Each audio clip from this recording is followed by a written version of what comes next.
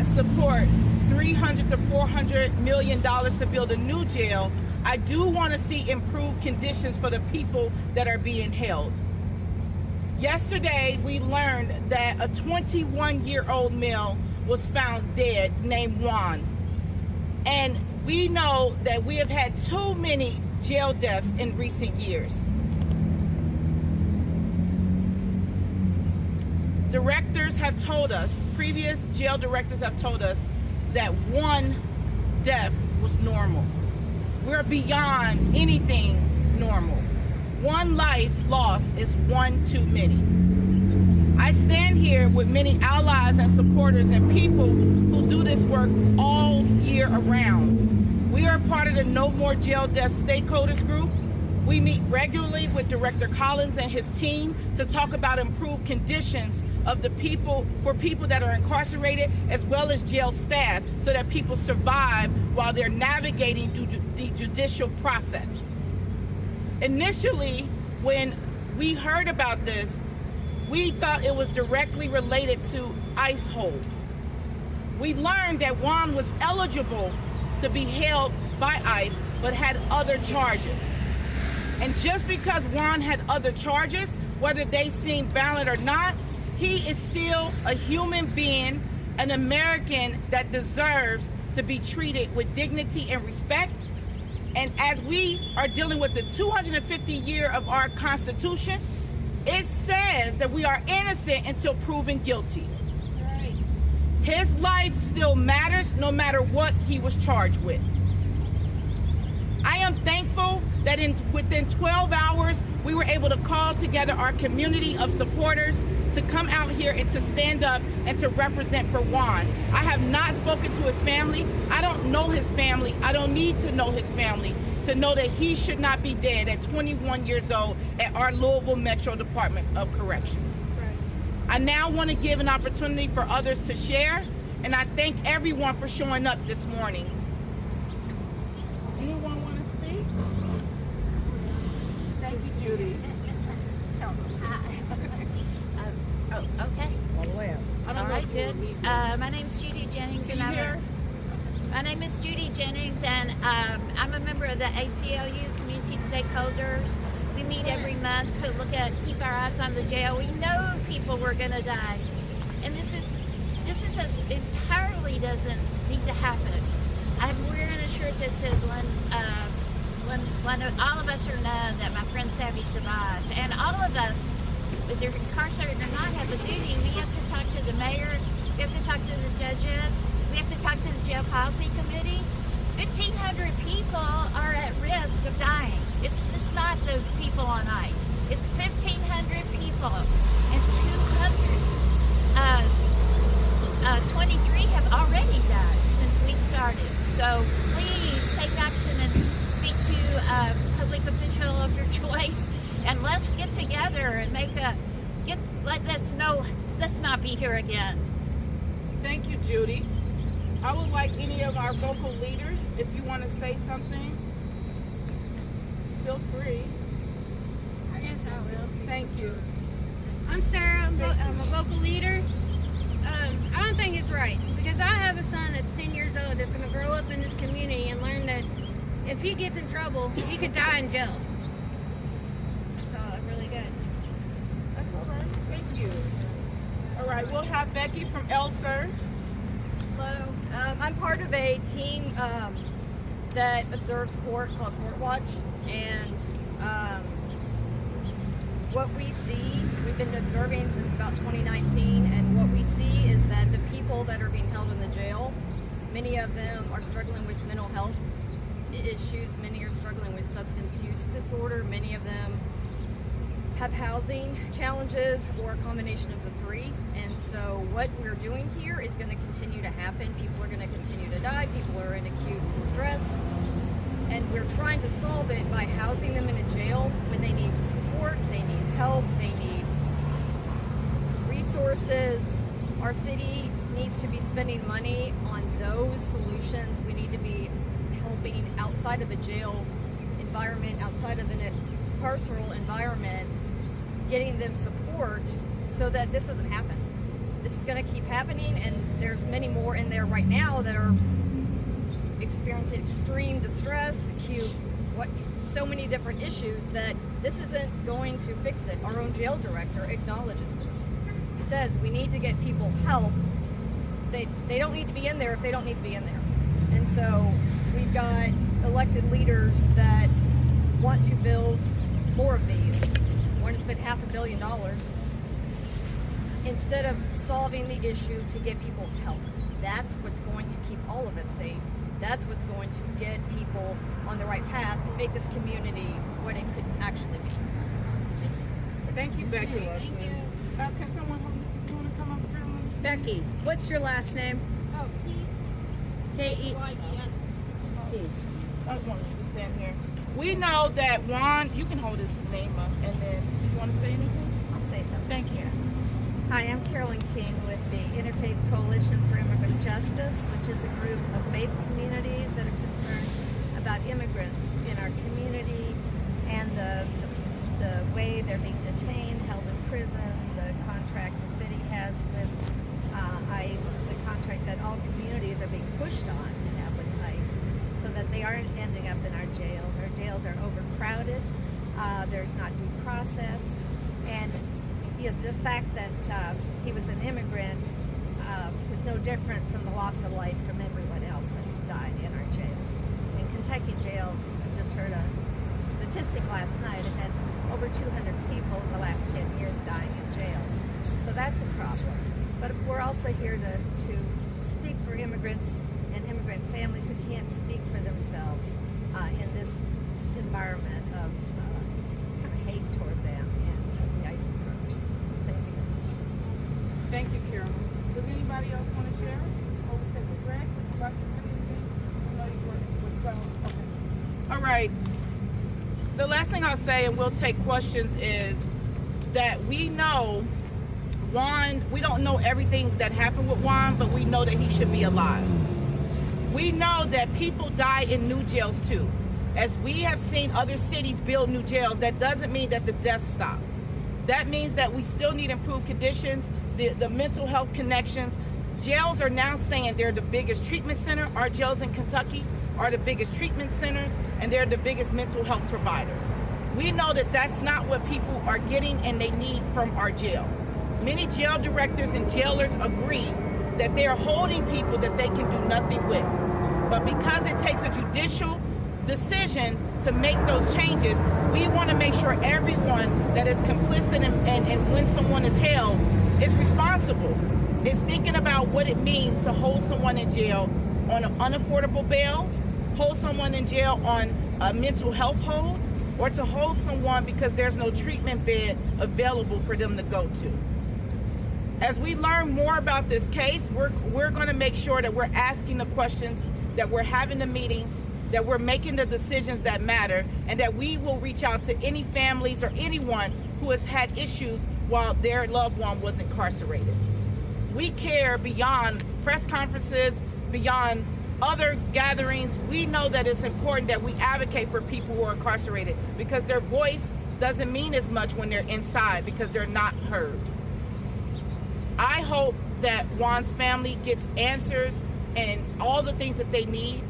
I cannot imagine one of my 6 children being incarcerated and dying while they're awaiting their judicial process. You're not supposed to die in jail, no matter what you're charged with. And with that, we'll take any questions or anything we can answer.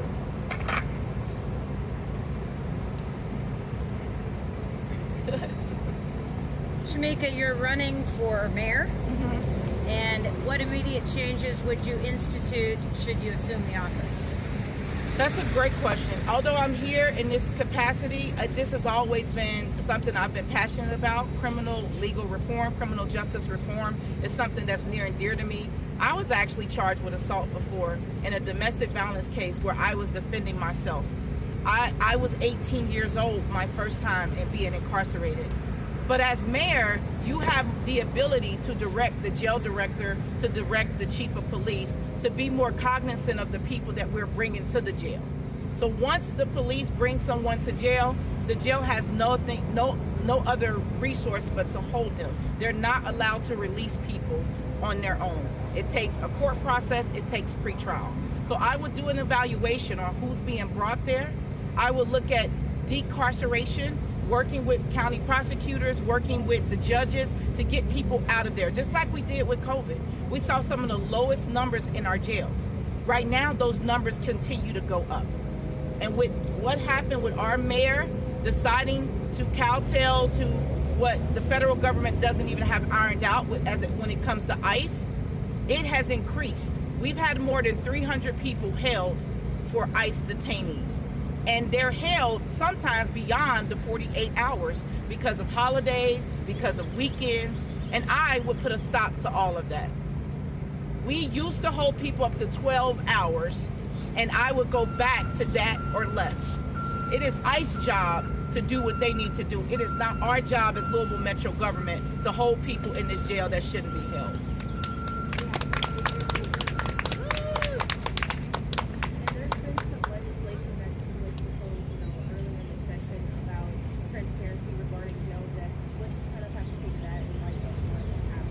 I think there needs to be more. As someone who comes from doing bail reform work, people were dying on home incarceration as well. And the jail, we want to make sure every death is counted. So if I just left your jail and I didn't get the medications or the things I need and I die at home or on my way or I'm on home incarceration on the ankle bracelet, that counts as a jail death as well, because I'm still considered to be what they call an inmate when you're on home incarceration. I think that we've had many studies. We've had 3 jail studies in most recent years. I am tired of spending money on these studies and not taking the action steps needed to improve the conditions for the jail. Right. It's just like we keep running around chasing our tails when we need to get in front of this.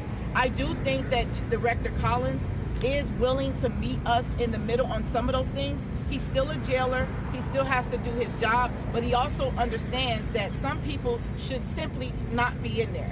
As Becky Key stated, we're trying to work through that in our Care Not Cages work to make sure that people who do not belong in jail, who aren't the most violent, who aren't threatening lives or threatening themselves, get connections to the care that they need. Those wraparound services stop recidivism. A lot of the times you see a lot of the same people coming in and out of jail cycling because of mental health and substance use issues and other issues. And so we know that we can solve these issues together if they're willing to let community groups do what we have signed up to do. But because people have been they alienate community groups, and then when we come out and we speak out about these issues, they say that all we do is complain. We have solutions. Every one of us has worked on solutions, but we're not always given the opportunity to put those to work. So we need a metro government that listens. We need a mayor that's able to direct, and we need a jail that understands that just because you're holding somebody, they should not die in your custody.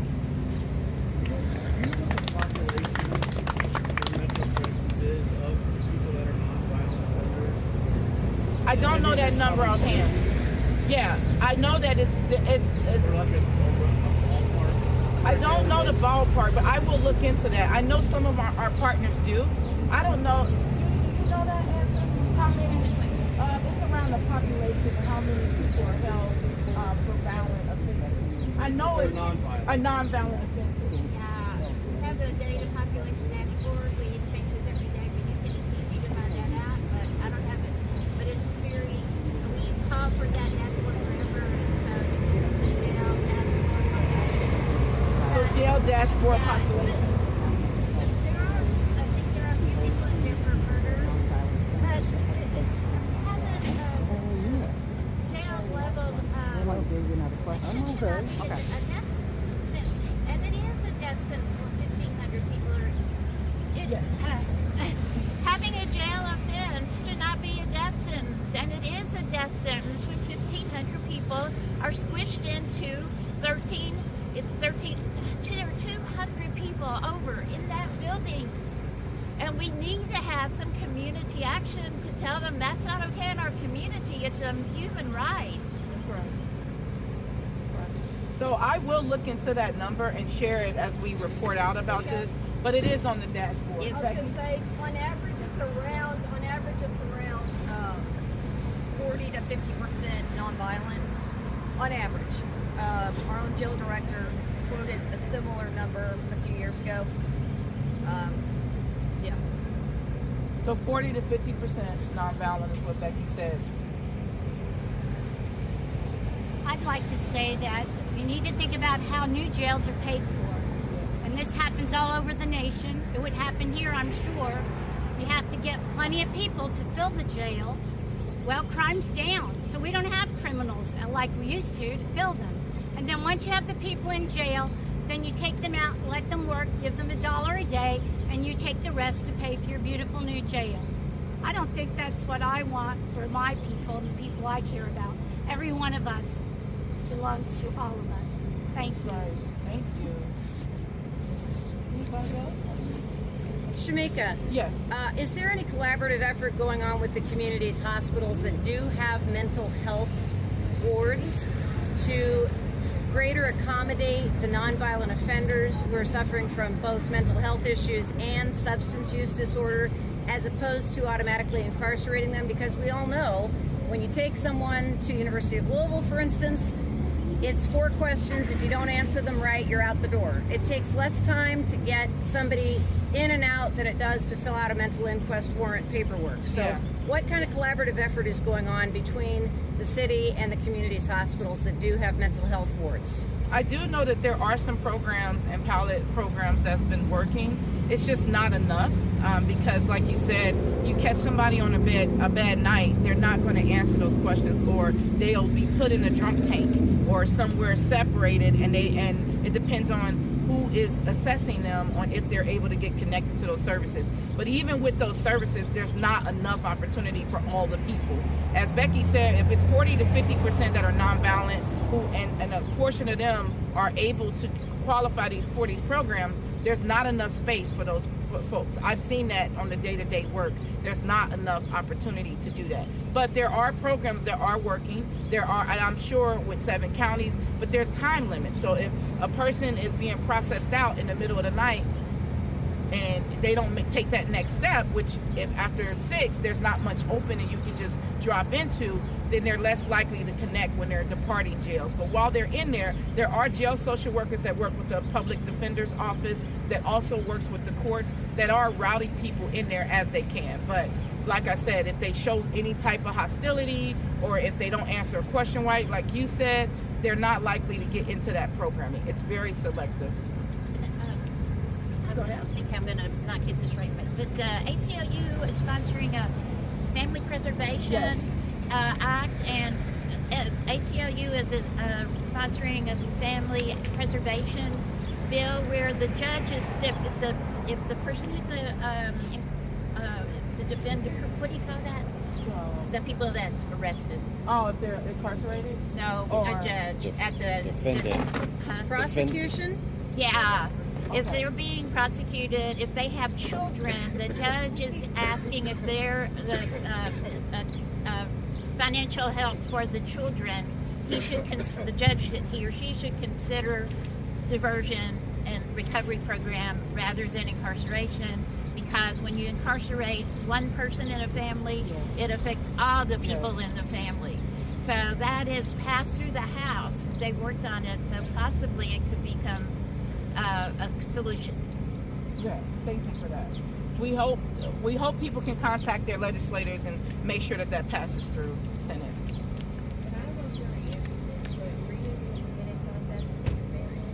No, I've reached out to some folks who are trying to make those contacts. I have not spoken to his family, but still thought it was necessary for us to come together. Usually when there is a jail death, we gather and we hold a vigil, but this was so traumatic, even more traumatic, a 21-year-old, and when we found out, we said we got to do something. And we had other advocates who were thinking that it was related to ICE directly, and so, they were rallying for that reason. But we're here because we believe that no one should die in custody, no matter what they're charged with. Shamika, also as mayor, how would you expand the effectiveness of the deflection units that are supposedly in every police division of the city, and yet I personally get so many calls from people who say, I can't get a deflection unit. I get police some of whom are better trained in crisis intervention than others. What would you do to improve, expand the deflection units to deal with folks who are in mental health crises, under the influence of some sort of substance, often unhoused, to prevent them from entering the doors of LMDC? Yeah, I always talked about incentivizing non-arrest interactions, and the only way that you can have more non-arrest interactions is if you have the wraparound services, the connections to deflection, and it has to happen regularly. Also, when people call those in, there's different coding in the word and the language to use when you're calling in. My mind is blanking on what you should say if you want a deflection response, but they have a coded system. And so I think we as city government should do a better job on billboards everywhere we go. Just like 911 was put in our brains, it should be the same for deflection, right? The number to call, the code to use, so that the people who are calling to get a person's services don't get the wrong response from 911. But I don't think we've done a good job putting the education out there to the communities about how to call in and how to make it more of a deflection call, or a way to divert somebody from going to jail but getting connected to the help that they need. And a reminder that 988 is the mental health crisis hotline. Yes, it's the mental health crisis hotline, 988. I don't think we just do enough marketing around that. I mean, I think it should be everywhere. When you turn on your screens, when you look around, and then whatever language. Someone gave me a cheat sheet of what to say when you have a deflection related call. I just can't remember what that says, but I have it somewhere that I will make sure I share it. Yeah, send us a photo of that. Yes, I will. And overall, tell us the importance of, coming out here and bringing light to this situation, for all others may not sincerely want to. Unfortunately, we've had to do this for the last 3-4 years, since 2021, when someone passes or dies in our jail. And we know that it's important for us to lift this up. And I know that some people will shy away because of a person's charges, but that person has not been convicted yet, and even if they were, they don't deserve to die, right? It's like what I said about Breonna Taylor. People say, oh, she was connected to all these people, but even if there were drugs in her home and it wasn't, she still didn't deserve to die. We cannot have people treating people who are incarcerated or in warrant situations as judge, jury, and executioner. That's not the way our Constitution works, and people deserve their human rights and their dignity honored no matter what state they're in. So it is important that we come out and we say something and we stand up for those people, because if we don't, it'll continue to happen and it'll continue to grow.